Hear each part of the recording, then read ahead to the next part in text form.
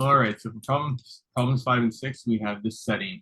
A researcher wished to compare the average amount of time spent in extracurricular activities by high school students in a suburban school district with that in a school district in a school with that of a school district of a large city. The researcher obtained a simple random sample of 60 high school students in a large suburban school district and found the mean time spent in extracurricular activities per week to be 6 hours with a standard deviation of 3 hours. The researcher also obtained an independent simple random sample of 40 high school students in a large city school district and found the mean time spent in extracurricular activities per week to be 5 hours with a standard deviation of 2 hours.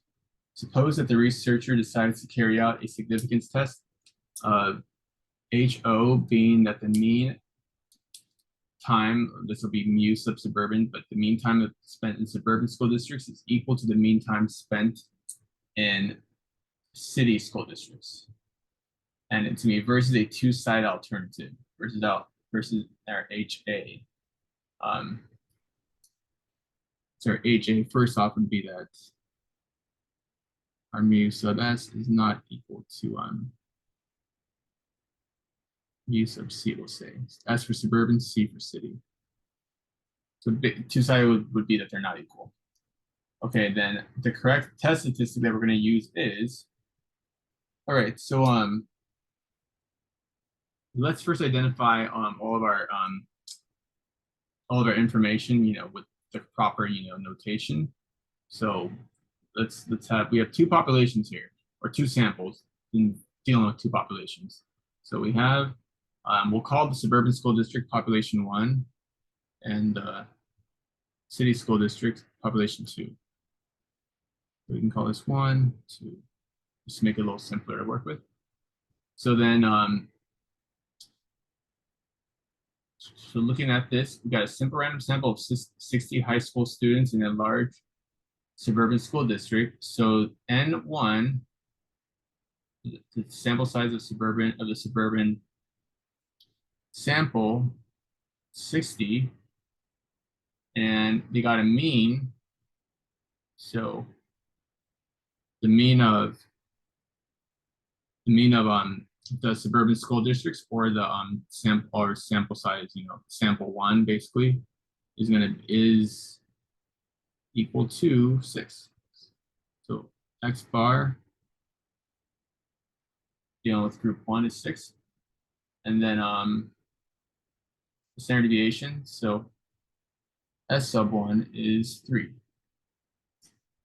Now the second group, so the second group dealing with the school students in the large city school districts, so the city school district, so let's put suburban here. Suburban city. So our second sample size is 40. The sample mean of that group is 5. And the sample standard deviation of that group is 2. So what we're going to use is the test statistic T, which is going to be equal to the difference in our sample means, so x1 bar minus x2 bar, minus our null hypothesis. Since we're saying that they're equal, we're saying that there's no difference, so it's minusing 0, over the standard deviation of this, difference, which would be the square of the first sample, the square of the standard deviation of the first sample over N1 plus the square of the standard deviation of the second sample group over its sample size. Now, if you don't have this memorized, if you're a little confused, remember you have a formula sheet. It doesn't give you exactly how it would work, but we have we're given this general form for all of our inference tests, which we're going to be our statistic, which is a difference between our sample means. The parameter is that there's no difference, meaning that their difference is 0, or the standard error of that statistic. Since we're looking at differences in sample means, we're going to be looking at, again, we're looking at means. So differences would go here. This would be that's where we get all that from. And the rest is just plug and chug, or put everything in the proper spot. So x1 minus x2 bar. So 6 minus 5. So we have this first group, 6 minus 5 minus 0, all over the square roots of s1 squared, so 3 squared over 60 plus 2 squared over 40.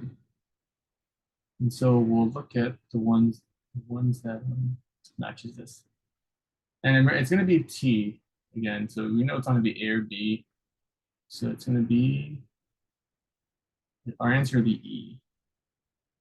We can only use Z if we actually know the true population standard deviation, which is super rare. It's probably never going to be that case.